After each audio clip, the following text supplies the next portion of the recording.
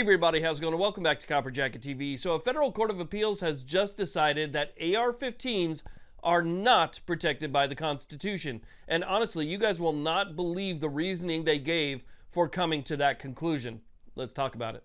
Now, real quick before we get started, I want to thank you all very much for watching this video. We are on our final push to 500,000 subscribers here. So if you have an extra second, it's free. Hit that subscribe button, that little bell notification to let you know when new videos come out. And let's hit that 500,000 number before the end of the year. Thanks. Let's get to it. Okay, so let's go and talk about what's going on here because this is completely ridiculous. I mean, this is about as bad as it gets, and it's outrageous.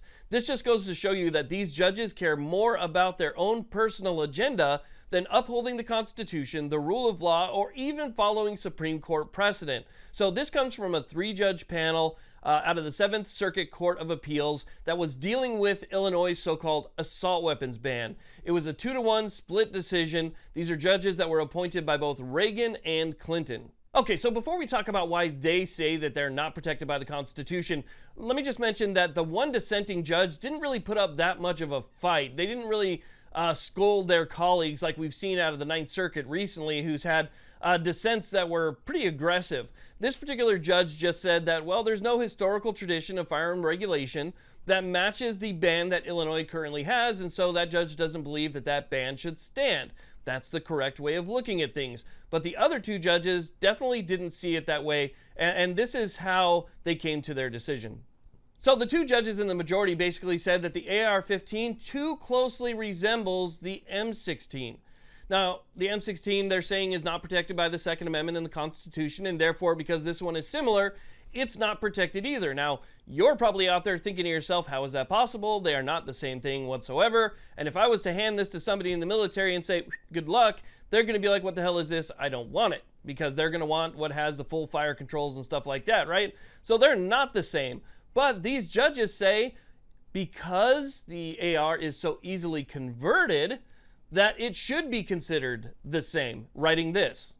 The similarity between the AR-15 and the M16 only increases when we take into account how easily it is to modify the AR-15 by adding a quote-unquote bump stock or an auto sear to it, thereby making it, in essence, a fully automatic weapon. Now, they added on to that by saying that they both, quote, deliver the same kinetic energy, end quote.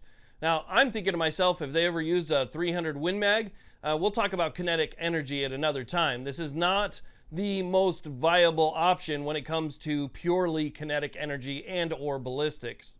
Now, in my mind, there's 2 factors here. 2 factors at play why we have this decision and why we even have this frame of mind. The first one is these judges do not understand the subject matter at hand. They don't know what they're talking about. They don't understand what they're talking about. They don't have the same life experience. They don't have the same hands-on experience.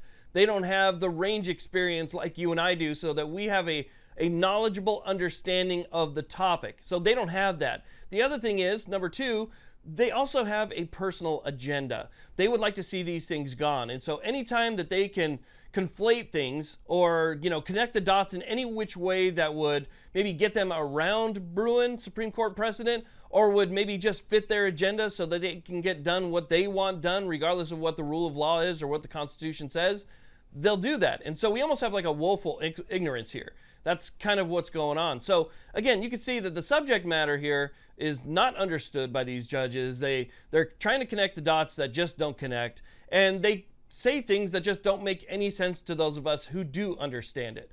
And so we get decisions like this. Now, obviously, this is going to end up going up to the Supreme Court, right? We already have other cases that'll probably end up at the Supreme Court as well. So more than likely, the Supreme Court's going to hear it. And just based on the numbers, I mean, just based on the common use test and the fact that it implicates the Second Amendment, I believe we would get a win out of the Supreme Court. And so at the 7th Circuit, the 9th Circuit, they're both going to be smacked down relatively soon. But just blatantly saying that they're not protected by the Constitution at all, based on those reasons, is, like I said in the beginning, it's outrageous. And I wanted to let you guys know about that. So I want to thank you all very much for watching. I really do appreciate it. Please like, subscribe. You guys have a great day.